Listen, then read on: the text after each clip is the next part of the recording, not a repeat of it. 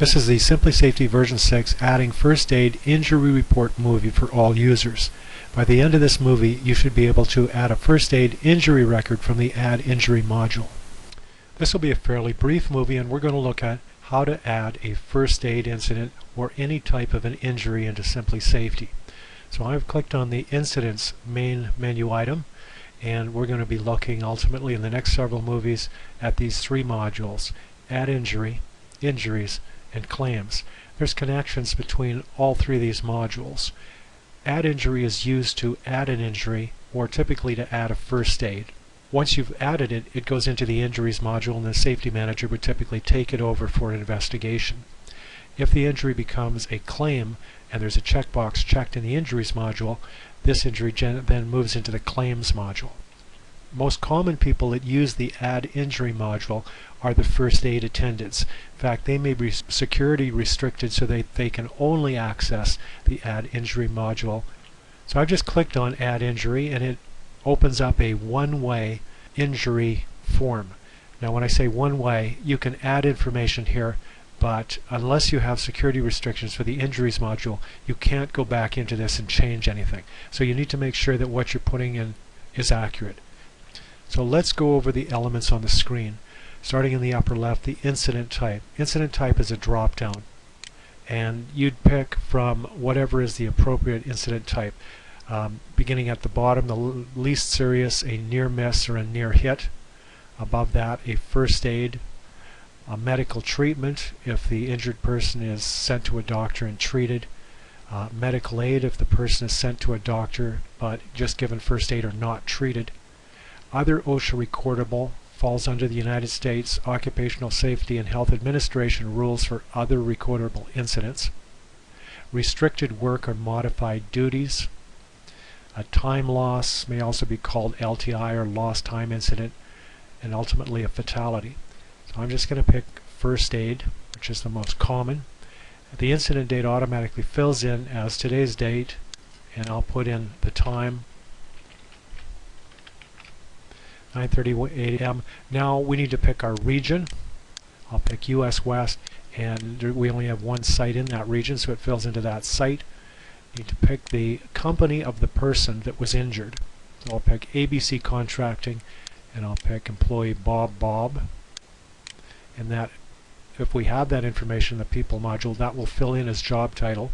If you know how long Bob has been in this occupation, add the number of years there. If you don't, just leave it blank. Next, we pick the injury or illness area from the drop-down box, or alternately, we can click on the map and click on a part of the map. I'm going to pick it from the drop-down box, and we'll go down and pick scalp. Now, notice that if your Safety Manager, if you have appropriate security permissions, you can double-click on this injury or illness area box and add, edit, or delete injury areas. This would normally only be available to the Safety Manager. Next, we pick the injury or illness type or class from the drop-down list. So I'm going to pick lacerations for the injury type or class.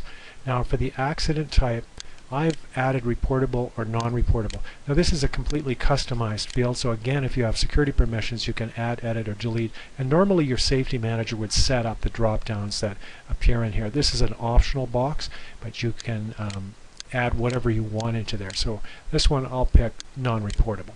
Now incident location, again, is a customizable box, and your Safety Manager should pre-populate this field for you. Or again, if you have permissions, double click on it and add whatever location is meaningful to you and your company. Keep in mind that in the future you may want to filter on these locations and determine where your accidents are occurring.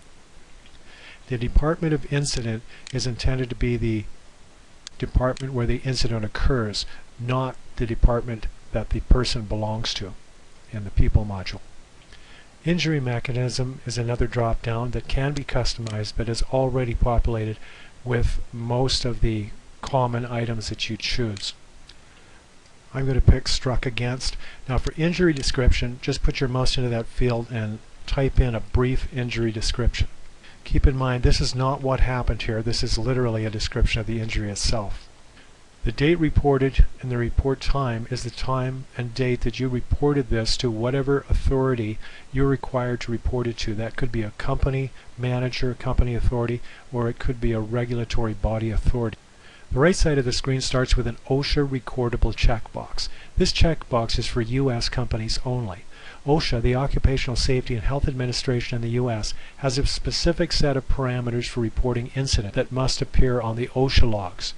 If this is an OSHA recordable incident, check this checkbox. If you're not sure, leave it unchecked and your safety manager can check it when the incident investigation is done. If you are not in the United States and don't need to record OSHA recordables, you can disregard this checkbox. Below OSHA recordable there are 6 checkboxes for incident subtype: motor vehicle accident, logbook entry, not work related, body fluid exposure, violence, and restricted work modified duties. These checkboxes are optional and they're really only used so you can filter your incidents later in the injuries module. If it's appropriate, check these checkboxes. If not, just leave them blank. In the first aid treatment section, type in what first aid you administered, your first aid attendant name and first aid number. Then fill in what happened. In the what happened area, type in what happened to the worker. Try to avoid using personal information in this area such as names or making any judgments. Provide as full a description as you can of what happened, sticking only to the facts.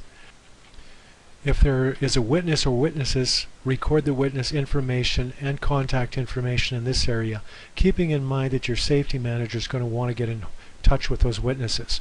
Also, if there was a hospital name involved, record the hospital name, and the same for a medical practitioner. Again, these items are optional. In this particular incident, there was just first aid, so they didn't go to a hospital, but I've just filled them in for an example. If there were no witnesses, and if a hospital or medical practitioner was not involved, you can just leave these fields blank. When you're finished, recheck all of your information. Click the Save button. Click Yes if you want to print an incident report. Keep in mind that once you save, that's a one-way entry, and you're not going to be able to access that information again. Next, your safety manager will have to pick up that information and do an incident investigation through the injuries module. In this movie we covered how to add a first aid injury record from the Add Injury module.